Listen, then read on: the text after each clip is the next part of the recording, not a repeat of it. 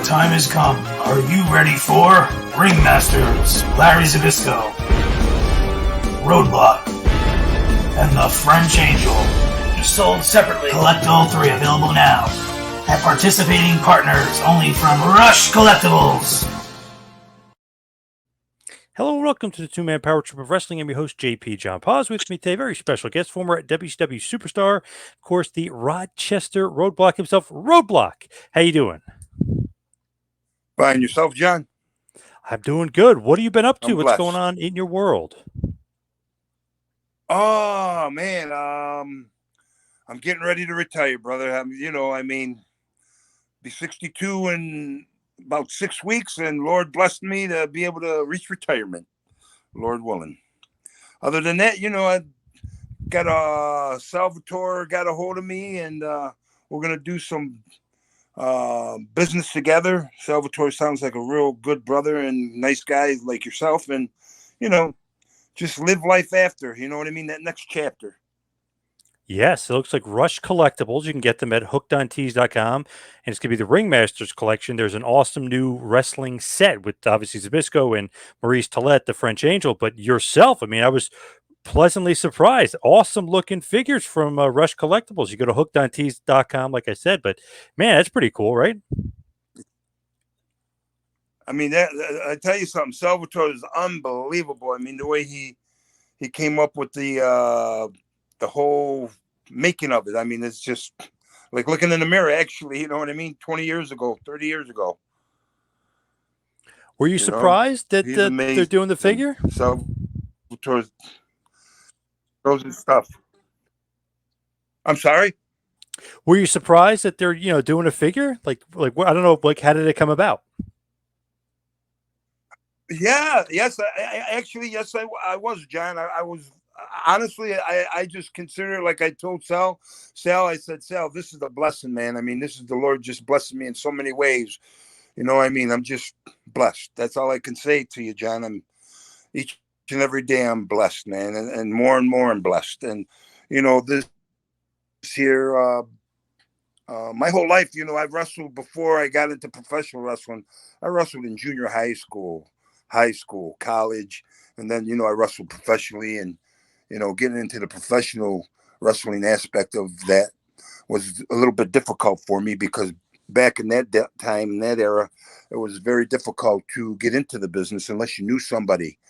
And now, they got all these, the camps and the wrestling schools and, these guys and the girls too, they don't realize how blessed they are now to be able to have access to the business like they do. Because back in the day, man, it was like pulling teeth. You have to know somebody, and be in the right place at the right time. And, and after doing all that, my wrestling, it's not like I was a main eventer, WCW or anything like, WWF.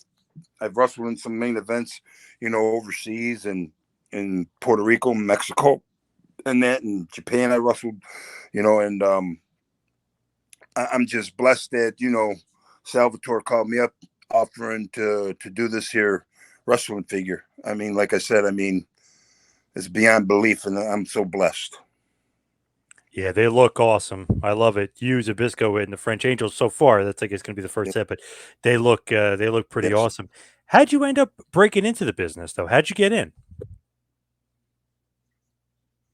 Well, I wrote letters to, all the major wrestling federations here, and I was real green at the time, didn't know any better, realizing that, hey, it's not going to do anything. And I said, you know what, they're coming to town this certain day, and I had my mindset that, okay, I'm going to try and just keep doing the right thing until I have to take extreme measures. And, Hulk Hogan and Brutus Beefcake, they came to the local gym, and I said, let me talk to these guys here and see, what maybe they could help me, give me an avenue to go down. And what happened was Brutus at the time, he acted like, brother, get out of here. I don't know anybody. And then I said, okay, no problem. I'm not there to cause any problem. I'm trying to get in the business. And then Hulk rather, I asked him, and he said, brother, no one helped me. I made it on my own. And, after getting in the business and being in the business, that's, a crock. And I understand that I probably wasn't the first that ever came up to him and asked him that. So they blew me off. And I said, well, I guess I got to go to the next, thing to do. And my plan was that I'm going to just go to the wrestling that night and jump in the ring. And that's exactly what I did. I was sitting there up in the stands, and I'm saying, now I don't know who to jump in the ring against, because, I jump in the ring against somebody small, I'm going to look like, a fool. And then if I jump in the ring against Hogan, I'm going to get tomatoes thrown at me. I said, so let me just pick the biggest guy out. And it happened to be the one-man gang at the time. And when he came out, actually, it was just like, I don't know, it was like, I got a vibe from him, because he was, raising his hands, come on, to everybody, come on, in the audience. And my adrenaline just started flowing, and I just jumped up, and I ran down stairs and jumped over the barricades, and there we were, face to face. And one thing led to another, and somebody got a hold of me after that, and I ended up going to the Monster Factory for a while, and then I ended up going, it just kept rolling from there. Like I said, I'm just so blessed, man. I always wondered if that one man gang story was true or not. Did you get arrested for that? Yes, I did. What happened was, as I jumped in the ring, like I said, I wrestled amateur my whole life. And, the last thing I'm going to do is predetermine what I'm going to do, because if it doesn't go the way you plan on, then you got a serious problem. So I went in there amateur on them, and I tried to do a double leg, pick them up and slam them. And being 500 pounds, 6'10", and that's his actual size, there's no way that's happening, especially if he's not going for it. And so I just, went amateur on him, and I put a Navy on him. I took him down. I'm, greener than the grass, and I'm looking for the ref to count 1, 2, 3, and all of a sudden, Slick. You remember Slick? Oh yeah. He jumped on my back with his cane, and he started wailing on me, and I didn't feel anything at the time. The adrenaline flow was going, and he pulled my hair. And when he pulled my hair, you got to go where that goes. So I just got up and I turned around, and now it's him and me face to face, and I'm not looking to try and take anybody out like that. So I just mushed him away from me.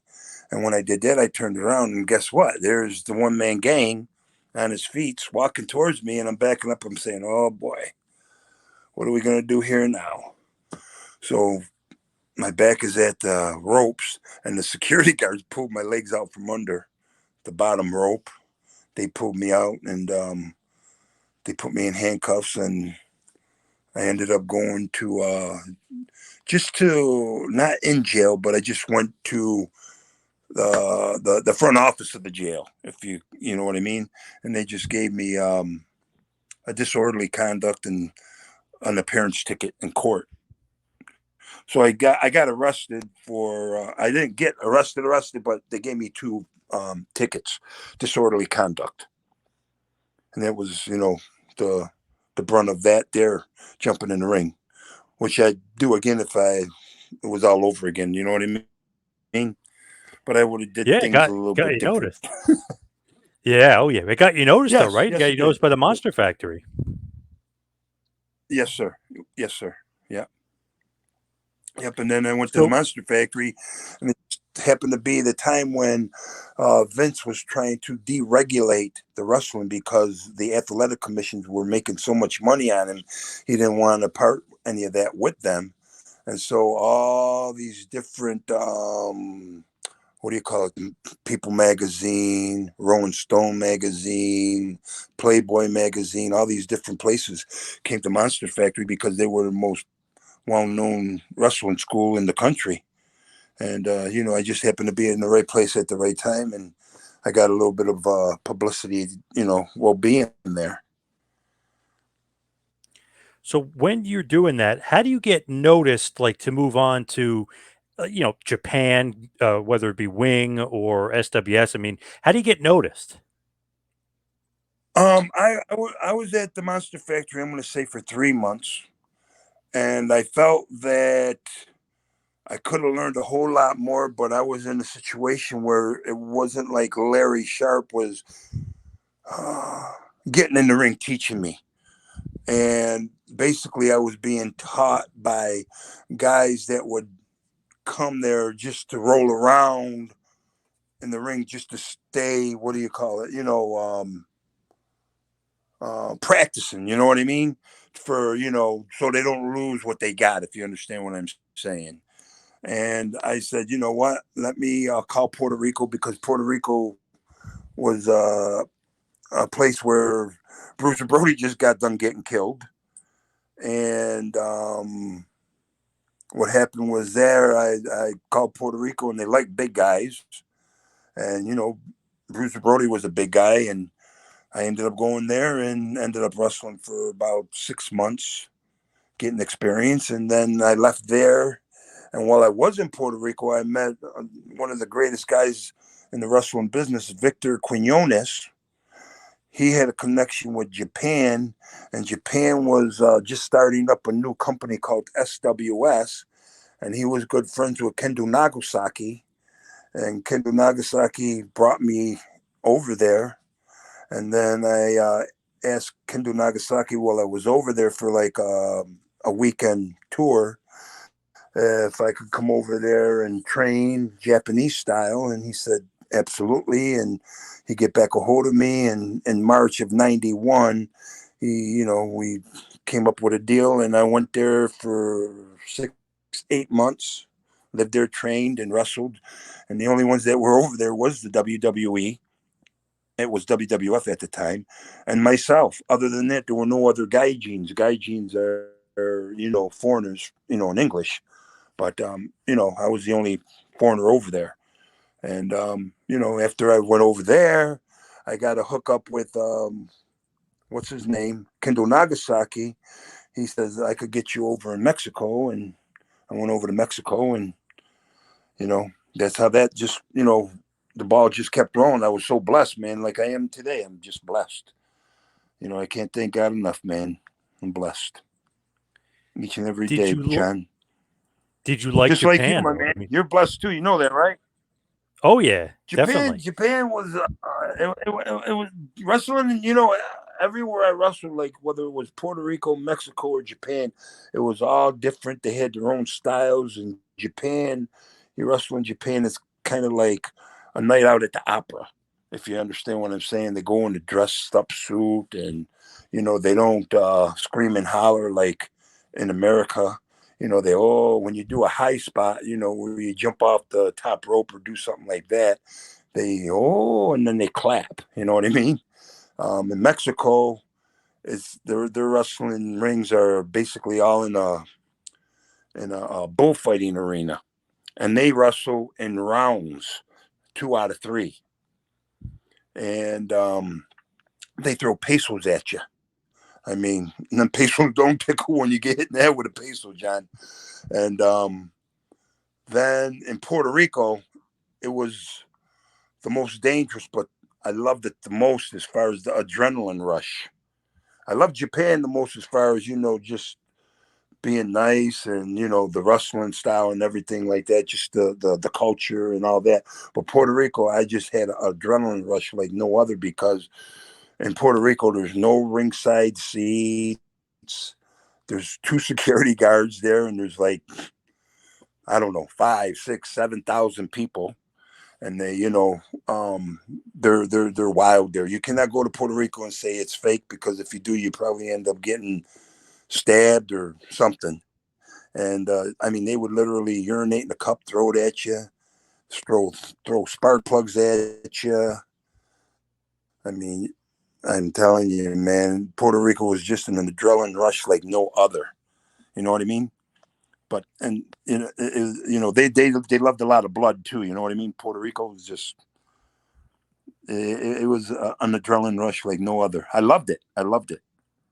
You know, and How was the that's pay? how I ended up going to these different hookups. I'm sorry. How was the pay? Were you paid okay? Yeah. It was. I mean, Puerto Rico. You know, out of the three places I got paid, that was the least. Mexico was above Puerto Rico, and then Japan. I was on a contract. Well, I was on a contract in Mexico too. But see, Mexico, you know, they're with the mask, and they have the end of your tour. Your last match, basically, it builds up a story to where it's a mask versus mask match.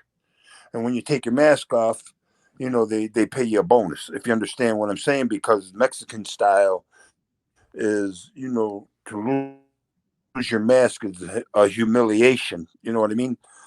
And I'm not Mexican. I'm, you know, American, and I'm, you know, was there to make money and work, and you know what I mean? So I had no problem with taking the mask off at the end. Actually, I don't know how some of these guys wrestle with masks because it's just so hot in there.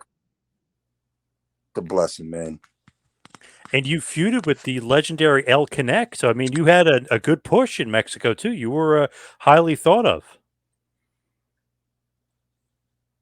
I'm sorry, you came broken up on me that time, John. I'm sorry. Oh, you had a good feud with El Connect down there in Mexico. So you were well thought of. I mean, legendary guy. So you were on top of the card for a while. Oh, oh yeah, oh yeah. Connect. I love Connect. Connect was the man. He was, and he was a good man too. You know what I mean? He was down to earth. I loved Connect. He was a good man. He helped me out a lot when I was down there. Connect, you're right. I'm surprised you heard of him, huh? You know about Connect. Oh, yeah. Huge name down there. Yeah, absolutely. Did you ever have a chance of I going? tell you, I tell you who. What's that? No, what were we going to say? I tell you, the one that really kind of had me shaking my head and scratching my head was Mil Mascaris. And the reason why I say he had me scratching my head was because, okay, I understand he's legendary down there, and he's there to protect his gimmick and not let anybody see his face. But that brother there, John, we would be in the van for a 3-4 hour drive to the next town to wrestle, and he would wear his mask the whole way there with all the boys on the van, in the van. He'd take a shower with his mask on. He'd eat at restaurants with his mask on. He would brush his teeth with his mask on. I mean, like, wow. I mean, I understand protecting your gimmick, but I mean, wow. Really? You know what I mean? Yeah. But I'll tell you what, though, I got to see him because when I was there, they had me do a double that day. So, in other words, what I'm saying is I had to wrestle the best out of three. And after we wrestled the best out of three, Mil Mascaris and me, we got in another van and we drove like another 3 hours. And him and I were in the main event. And everybody else.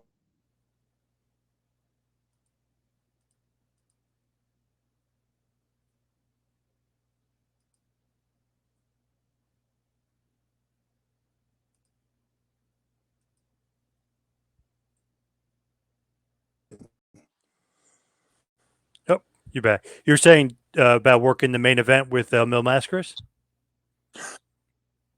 Yeah, I was in the main event with Mil Mascaris.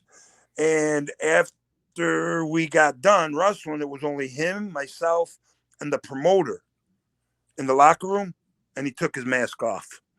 And I was really shocked that he did that because, I got to, like, oh, here's the real Mil Mascaris. I mean, and I just said, wow, I mean, he protected himself that much with the boys, if you understand what I'm saying.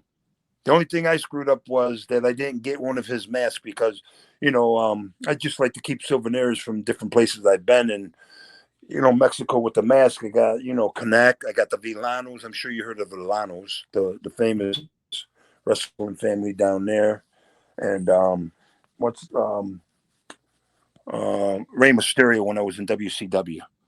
You know what I mean? Then I got my mask when I was Tower Inferno in Mexico. So, I just, got them up on my wall and just memories. You know what I mean? Did you mind wearing the mask? Did you like wearing the mask?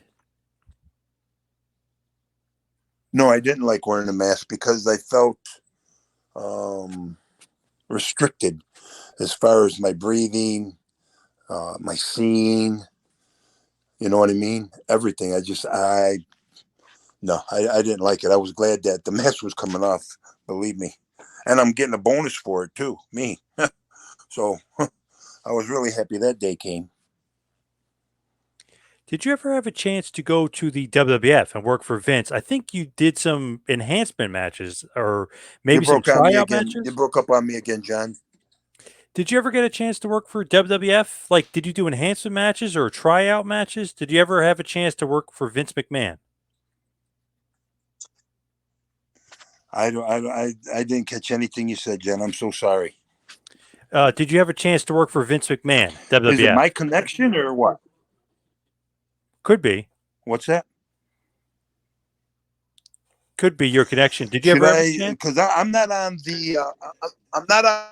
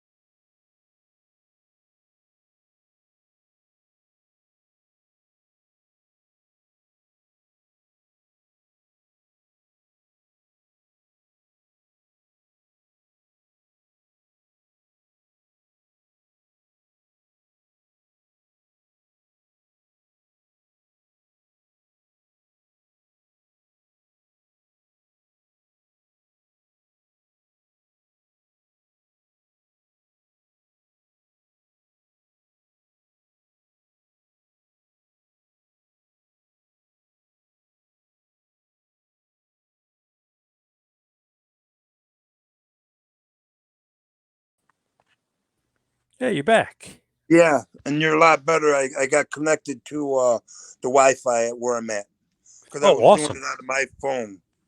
Oh, awesome. Perfect. Hey, Yeah. you sound much better. Oh, I you was sound asking clear as if day. nice. I was asking if you ever got the chance to work for WWF, like for Vince McMahon. Was it tryout matches or what for Yeah, them? I had a couple dark matches with Vince. Vince, a lot of people can say whatever they want to say, but Vince held a grudge against me because of the fact that there were two times I had dark matches with him, and the two times I had dark matches with him, I was brought to his office. And see, Randy Savage, when he was over in Japan, like I was saying to you earlier, I was the only foreigner other than the WWF coming over there with this company, SWS. And so Randy Savage and I got, talking and this and that. I said, he's never going to let me come work for him after I jumped in the ring. And Randy was heen and hawing, oh, yes, he will. My father and I and Lenny Poffo had another wrestling company and we were going against his, and he, look at where I'm at. I said, okay. So, I take him for his word. So anyways, we get back. It just happened to be the weekend that I come home from Japan. WWF is in my hometown doing a TV taping, and everybody's there on TV tapings. And Randy Savage is there, and he says, hey, brother, Block, what are you doing? You're home, huh? I said, yeah. He said, let me come introduce you. Let me bring you and introduce you to Vince. I said, oh, shoot, he's going to look out for me. You know what I mean? So he takes me to Vince's office or his room, and Vince answers the door, and he goes, yeah, what's up? And Randy Savage says, you know who this is? And Vince says, no. And he's looking at me, and Randy says, you don't know who this is? He goes, no. And Randy Savage, instead of saying, well, he just got back from Japan, he's a good worker, bada bing, bada boom, putting me over, he stuck it to me and said, this is the guy that jumped in the ring against, when Hulk Hogan was walking to the ring against the one-man gang. You see what I mean? Yeah. Yep. And I mean, if tell me that's not, shooting on me. You know what I mean? I mean, he buried me. He buried me. And so Vince said, okay, and closed the door. And then I got a dark match in Erie, PA. And after I got done with my dark match, who was it? Chief Strongbow came up to me because he was an agent. And he says, Block, come on with me. I want to take you to Vince. And somebody said, he never does that with any of the guys. You know what I mean? He says, he must have really been impressed with your dark match. And so when he took me to Vince, he knocked on the door. Vince opened up the door, and Chief Strongbow says, did you see his match? Yeah.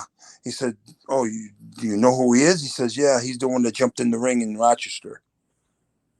So, I mean, that stuck in his head. Yeah. Or else, you know what I mean? So I never got any kind of breaks with the WWE. You know what I mean? Or WWF. And the way I got into WCW was with Kevin Sullivan. We were over in Japan, and we got along good. And he said, "Brother, if I ever got any kind of a spot somewhere, man, I got you covered." And I said, "You don't have to do that." He says, "No, brother, I got you covered." And I found out, a couple of years later, he was the booker for WCW when they were going against WWF, and he brought me on.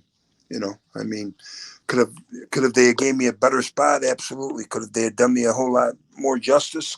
Definitely. But it's all good. I'm blessed, like I said. You know what I mean? And you know, I'm blessed. That's all I could say, John. I mean, I could have got a better spot. They could have, gave me a push or whatever, but they were really screwed up. I'm sure you know that. Oh yeah. WCW, you know what I mean? And so, there were guys there that, they had much more talent than me that were even getting overseen, if you know what I'm saying, and couldn't get a push because they were just so stuck on, the Hogan and the K or the Nash and, the clicks, you know what I mean? 1, 2, 3 Kid and Scott Hall, they were their, Lex Luger and Savage and, they weren't thinking about the other talent. They wanted to keep running on the old guys rather than get the new guys in there and give them a push. But that's why they fell apart. But too many Chiefs and not enough Indians, I guess. Were you under contract? No, I was never under contract, and that's why I stopped going. You know what I mean? They kept sending me tickets. They sent me a ticket to wrestle Bill Goldberg again after I wrestled Bill Goldberg his second match ever.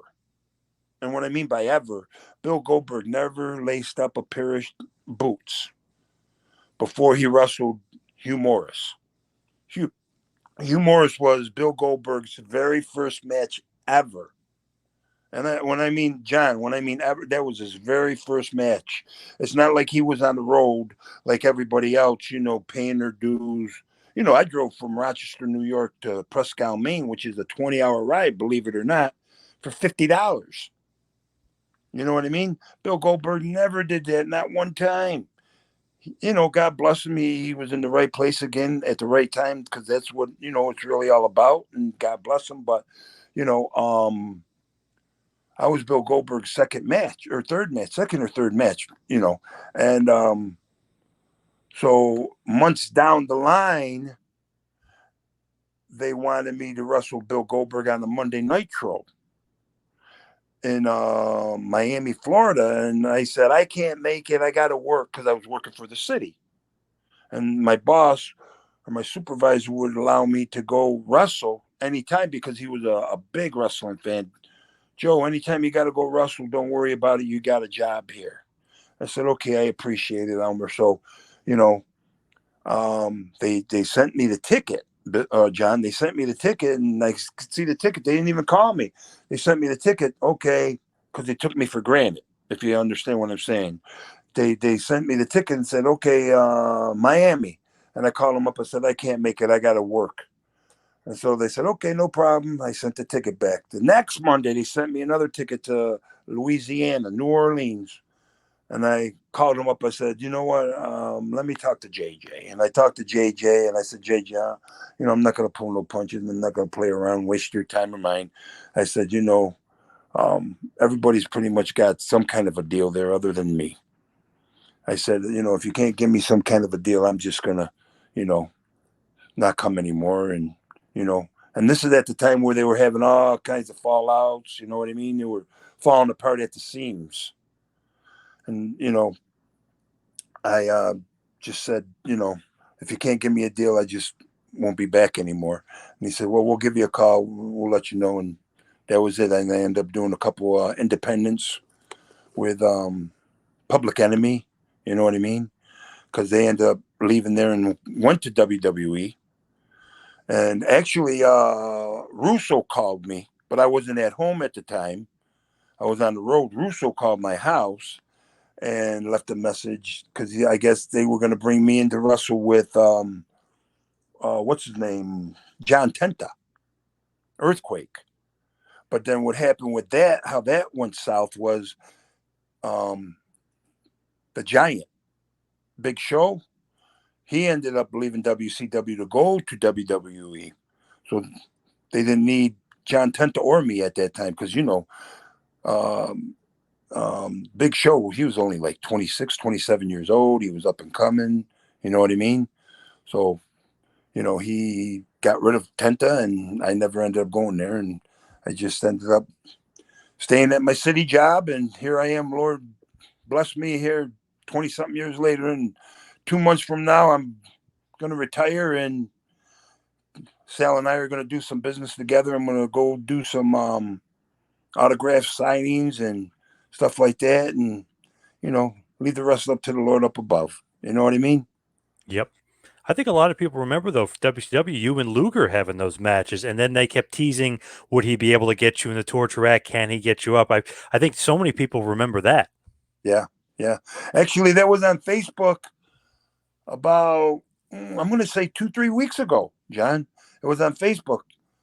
That match. Oh, is he going to get him up? Is he not going to get him up? Oh, there's no way he could get him up. And I mean, there was, I don't know how many different people responded to the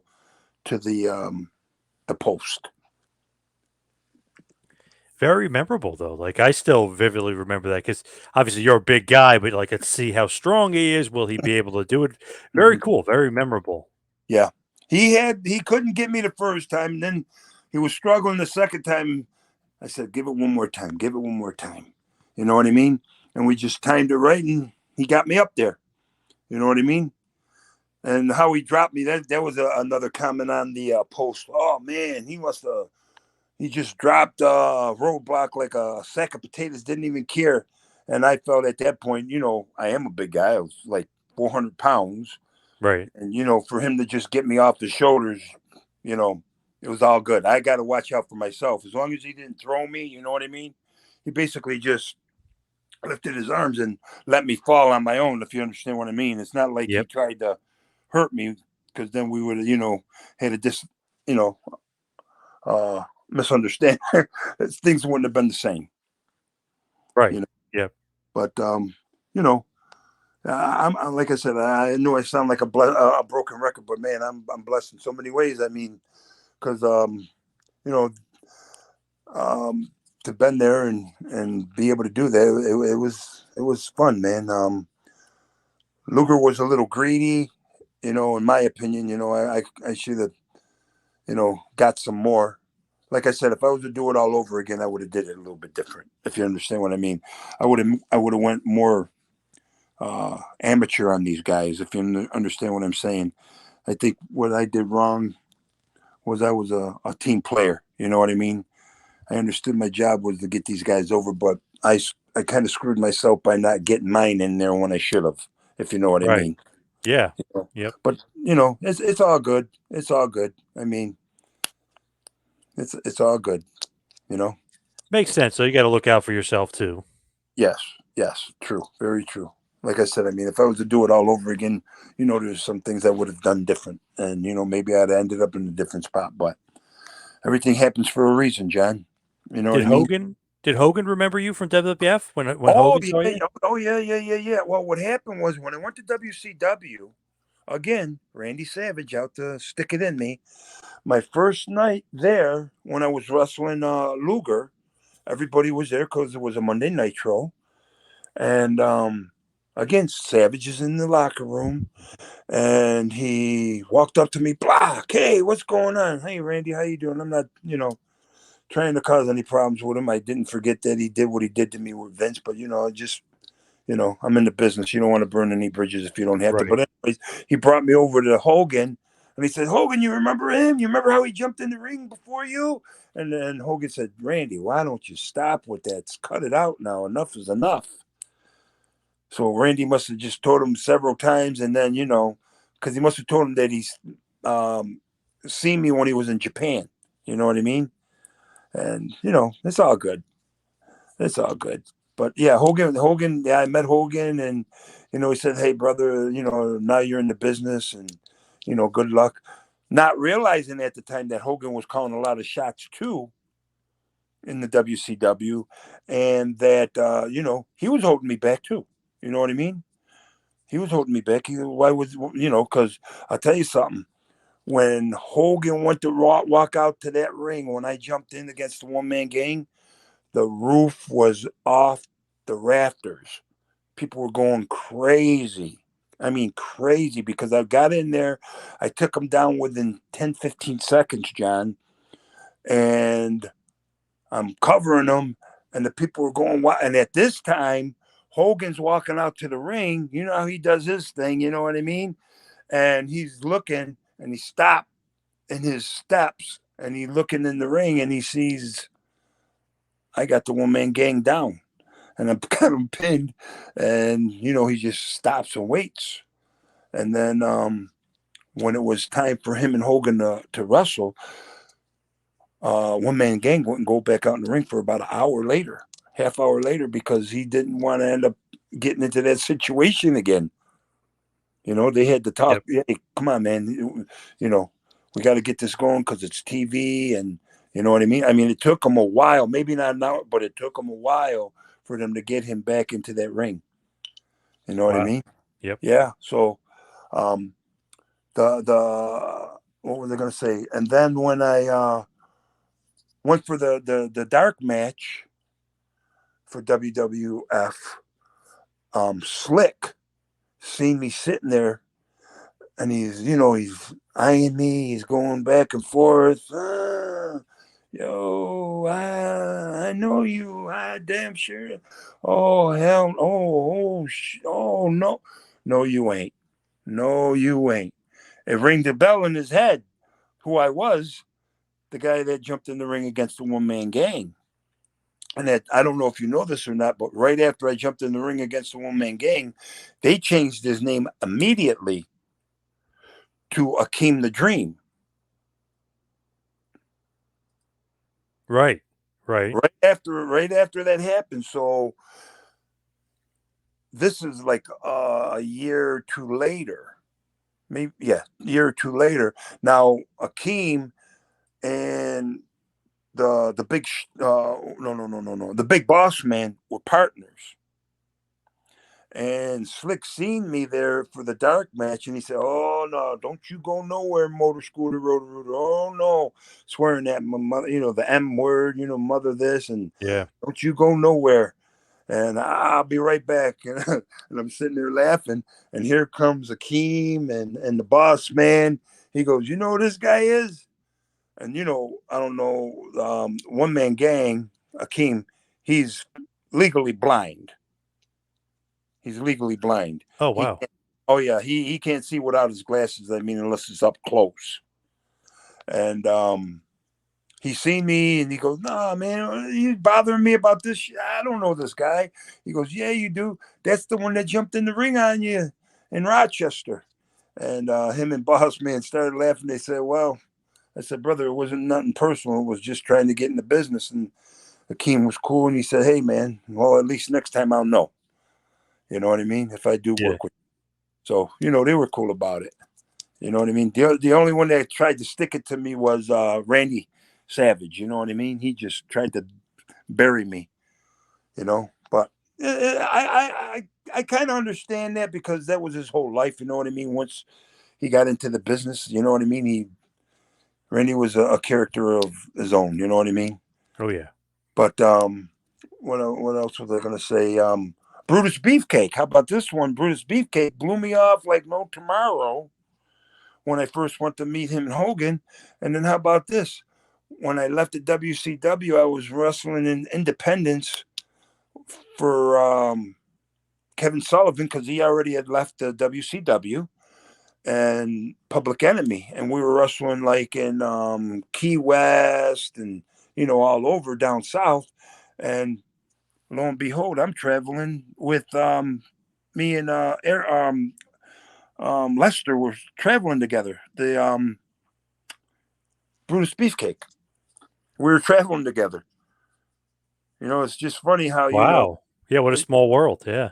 yeah, you know what I mean. How things, revolve around. You know what I mean. Come back around. Yep. And he says, "Yo, brother, I'm sorry, I didn't, mean to treat you like that." I said, "Lester, don't worry about it, brother. I'm in the business now, and I understand. It's all good, man. I don't hold no grudges to, you know what I mean? So it's all good." So we traveled, for a little while together, you know what I mean? And it was all good. But it's just funny how it just circled back around. Yeah. Crazy. Crazy the way that goes. I'm just Yeah. curious. Like, I remember you had this finisher where you kind of go from the outside and you fall to the inside. Where'd you get that from? It was such a cool move because it's like, oh, this big guy's not gonna be able to do this, and you pull it off. But it's a pretty damn cool finisher. Yeah, I didn't do it enough repetitions to do it, but I was doing that when I was in Japan, or I mean in Yeah, in Japan and in Puerto Rico. You know, I was just trying to figure out some kind of a finish that I could do that would be different. You know what I mean? I mean, I could jump out, I could do a splash off the top rope being a big guy in that, but I just felt that, you know, I'm not going to be doing that too often because my knees are going to end up catching up to me like that. Right. You know, your weight down because you got to look out for the guy that, you know, you're coming down on. And you got to look out for yourself. So I said, I'm not going to, you know, keep doing the splash. So I said, you know, I got to come up with something different. And I just did the, you know, the sack of crap slam, you know, they call it the sack of shit slam. I'm sure you know Yeah. that. Yes. I did that, boom, right by the rope. And I said, okay, well, let me do a backflip. And, you know, I just didn't do it enough because I wasn't consistent enough, you know, landing back straight. I would be going to the right or the left at times. But, you know, it's all good. I thought it was an original, you know, finish. Yeah, very cool. Did you like coming out with the Sawhorse? Was that your idea? Was it WCW's idea when you came out with it? No, mine. Yeah, that was actually a buddy I went to college with. We were talking, and I told him I'm going to get into wrestling. He says, what kind of name are you going to go? I said, I really don't know, man. And then he said, man, you look like a roadblock. And then, you know, that kind of stuck with me, roadblock. And then once he said roadblock, I just put all the different things together. You know what I mean? The outfit with the hash marks and, you know, I said, well, walk to the ring with the sawhorse and put it over the guy after I get done, you know, pinning him. I just wanted to come up with something a little different. You know what I mean? And that's how that all came about. I'll tell you one thing. I when I wrestled for WCCW, the Savoldis, I was up in Prescott actually. It was like a 20-hour ride, like I was saying earlier, and I sliced my thumb on the ridge of that there uh, roadblock because it's a metal sawhorse that folds. And that was so sharp. My thumb was gushing blood. And I got into the wrestling, you know, into the ring to wrestle the guy. And I mean, he had pink tights on. By the time he left, I mean, his pants were just red as all full of blood. I mean, Oh, from the beginning to the end, you know, because I sliced my finger wide open. I should have went got stitches, but didn't. But it was just weird. You know what I mean? I know that happened to a buddy of mine, semi-famous wrestler, obviously, but he cut his finger open. He glued it. He put glue on it, like glue to keep it closed. Brother, listen to this one talking about that. In Puerto Rico, Carlitos Colon, he slices his forehead and then he glues it. So when you get in the ring, you start hitting it, the blood starts gushing out. Oh, okay. Yeah, it makes sense. Yeah. Yeah. Well, I'll tell you what else he did. I'd rather see him do that than you know what else he did? He put the blade inside his mouth between his cheeks and his teeth. He put the blade, the razor blade. Yeah. Yep. That's crazy, man. There's no Yeah, way. it's I mean, not you safe. know, Yeah. yeah, no, I mean, some of these guys were just out there, but you know, it's all good. Now, just looking back at your career, though, do you have like favorite matches or favorite opponents or guys you just love to work? Because I know you work some big, really, famous names. I mean, Tenru, Haku, even obviously Goldberg. We mentioned Luger. Is there some other guys you'd like really working with? Yeah, I tell you, who I liked working with was Hacksaw Jim Duggan. Hacksaw was really really cool. Connect was really cool. Um, Let me see. Them were the guys that really stood out for me. I mean, Goldberg was good. You know what I mean? I mean, because I feel that I helped him out. You know what I mean? I served my purpose with him. You know what I mean? And my purpose with him was to get him over. You know what I mean? Just like I did with Luger and Yep. you know so many other guys. Another match, I wrestled with Doink the Clown and a midget wrestler. That was a fun match too. You know what I mean? Um, yeah, um, what's his name? Carlitos Colon was a lot of fun. You know what I mean? In Puerto Rico, it's just so crazy. Like I was telling you, John, I wrestled Carlos in Salina. That's his hometown. It took me 20 minutes to get to the ring from the locker room because they were throwing blow darts, urinating in the cup, throwing it at you, throwing spark plugs at you. I finally get in the ring and I'm wrestling Carlos. And we tie up and I get him down on the ground and I'm hitting him. All of a sudden I'm getting pelted with, rocks and spark plugs from all over. And by them doing that, I'm not the only one getting hit. Carlos is laying down with his head up.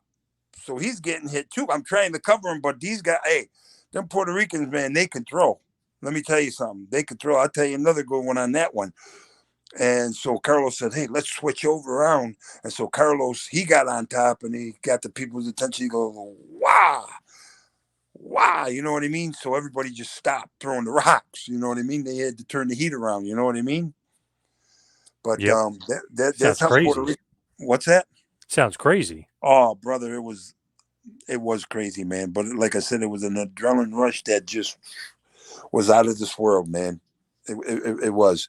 I mean, from the moment you get out of the van to get into the La Cancha, which is the arena, to get back into that van, is an adrenaline rush. I mean, when I left that night, I caused a riot. I had to wait 2 hours for the state police to come and get me to get into the van. And then when they got me in the van, they were trying to tip the van over. I mean, it's just crazy in Puerto Rico. It was crazy.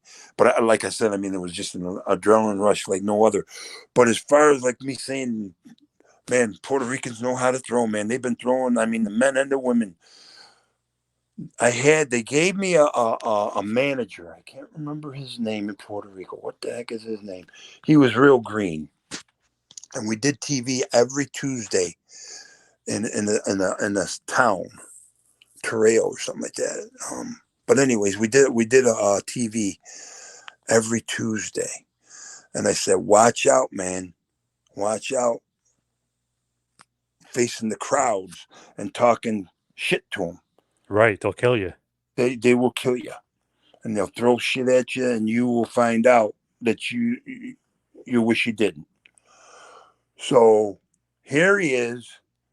He's on the apron. I'm wrestling. He turns around, and I come to the corner, and here he is. He turns around to the because I got a high spot off the guy I was wrestling, and he turns around and he goes to the audience. He throws his hands down to his crotch, and he goes cucaracha, and he's giving them all the finger cucaracha. And then a lady, not a guy, an old lady. She had an ice cube. She threw it at him and hit him in the eyeball. Lights were done with him. His eye filled up with blood. He was all done. They had to rush him to the hospital. I mean, they don't play around in Puerto Rico, man. I said, you want to you want to turn around and talk shit to him again? Yeah. Oh my God. Hell no. Yeah. Dangerous. No, I mean, that old lady, she hit him right in the eyeball, John. It was just so funny because I told him, I said, man, you got to be careful. But, it was all good.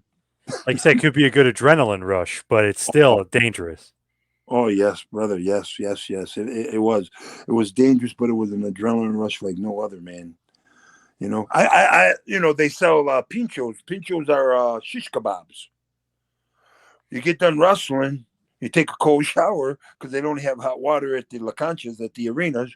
So you take a cold shower and you open the door a little bit and you're looking outside, see if there's any fans. And there's the guy with the pincho, the shish kebab stand. You run out there, get him, and you run back in. You know what I mean? So the fans don't start, rocking Pelting you. Yeah. Pelting you. Oh, yeah. So it was fun. Like I said, like you said, I mean, it's a double-edged sword, man. It's one of those places, like if you're a heel, it's great because you're doing your job and they hate you. But then it's like, man, they really might do some damage here. This is not good. This is not safe. Brother, I had, like I said, there was only two security guards in Puerto Rico, and they don't have ringside seats. And when you walk into there, you got to walk past all these people. There was a 14-year-old kid that had a shank that was getting ready to, run up on me and Yeah. shank me. And thank God, John, I seen him out of the corner of my eye, and I had my roadblock with me over my shoulders. And when I seen him coming at me, I lifted my roadblock like I was going to knock him out with it. You know what I mean?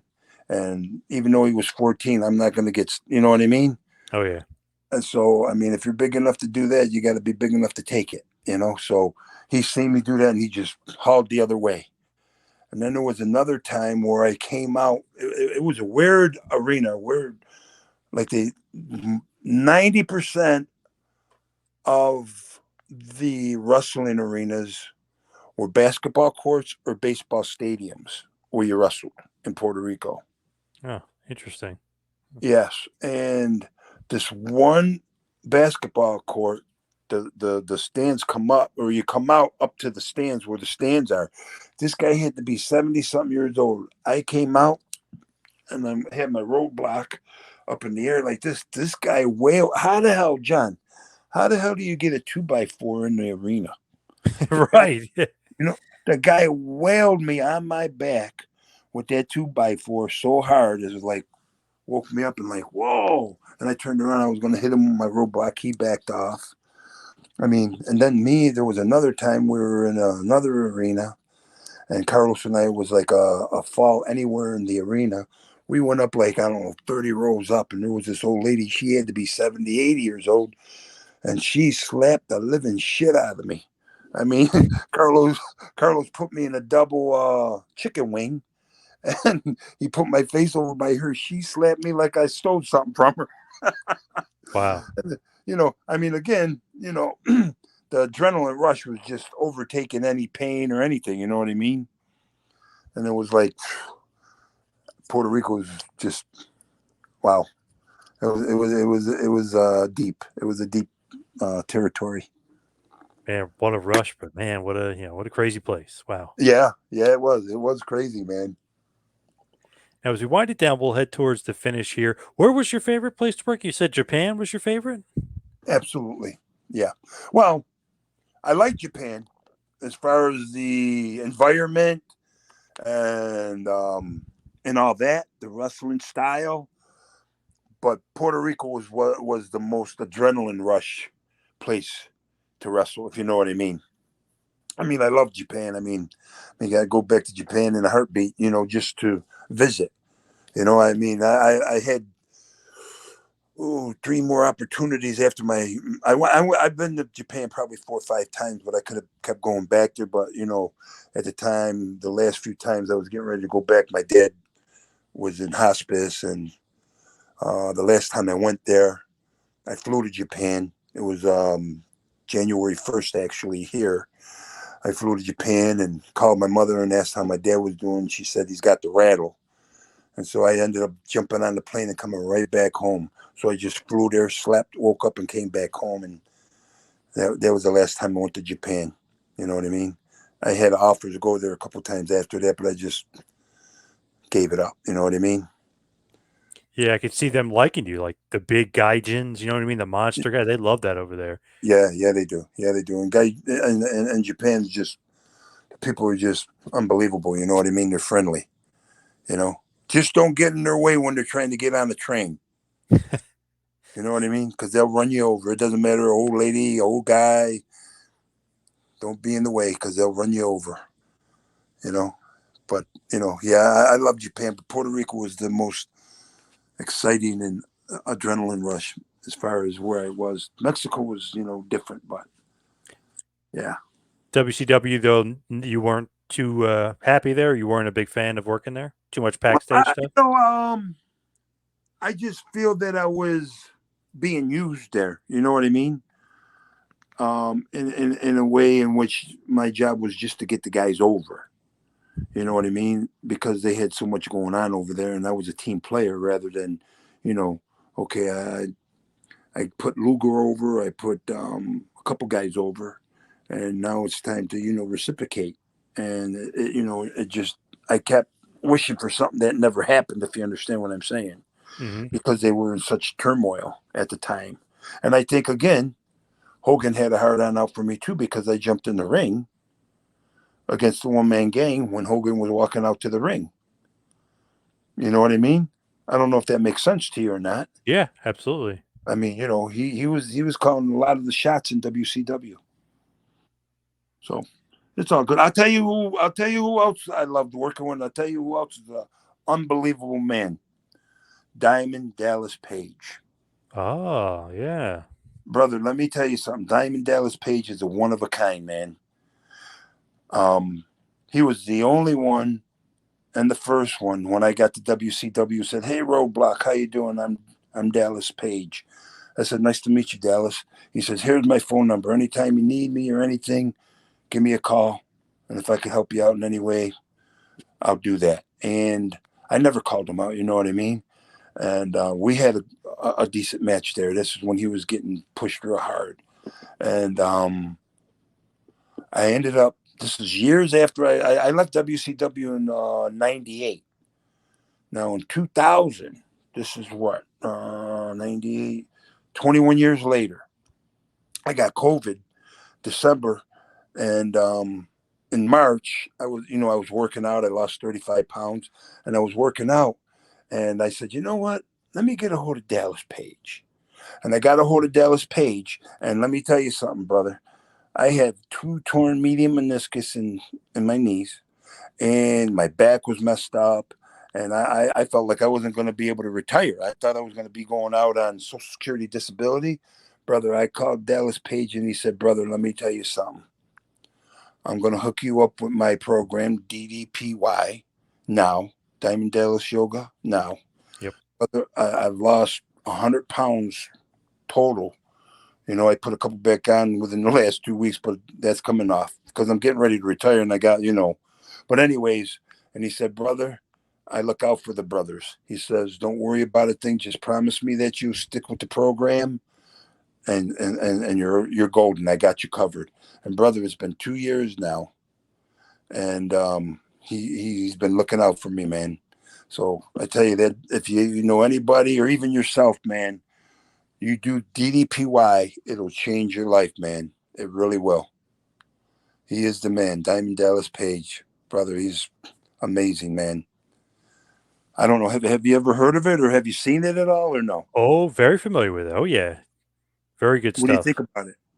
Amazing, because I've seen what he's done with like guys like Chris Jericho who hurt his back and AJ Styles hurt his back really bad.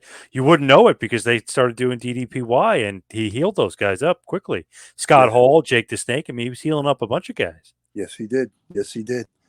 And that's not even counting, people that didn't wrestle.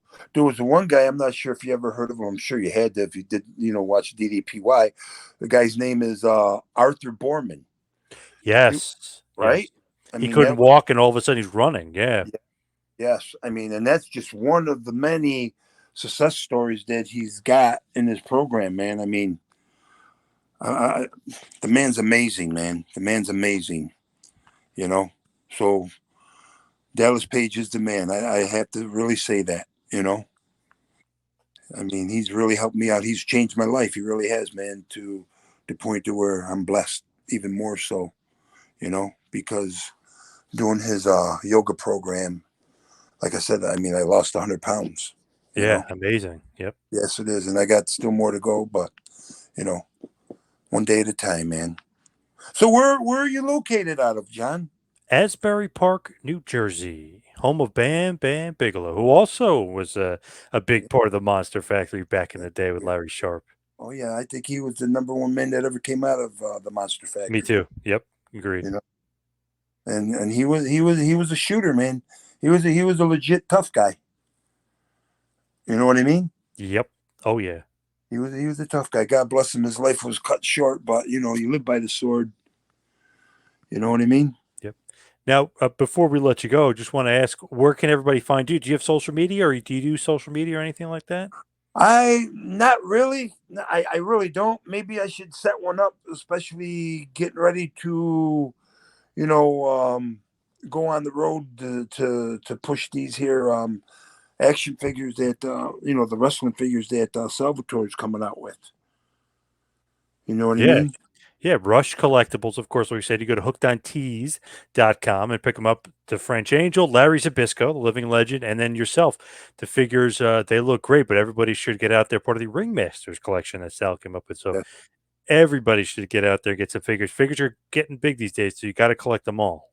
Yes, you're right. And I tell you, man, the figures, I mean, they couldn't get more like what we look like. I mean, all of us. You know what I mean? Yep. Amazing. Sal's an amazing designer and everything. Sal's an amazing man. You know what I mean? And you're right. The Ringmasters is a good company there. Yes. You know? So Roadblock, thank you. My pleasure. Hopefully we could do this again if you want. Yes, absolutely. Yes, let's plan on doing another one for sure. A lot to talk about, but thank you so much for all the time. I really appreciate it. Same here, brother. You have a blessed night. Yep, you too. All right. Take care, John. The time has come. Are you ready for Ringmasters, Larry Zbyszko, Roadblock, and the French Angel? Each sold separately. Collect all three, available now at participating partners only from Rush Collectibles.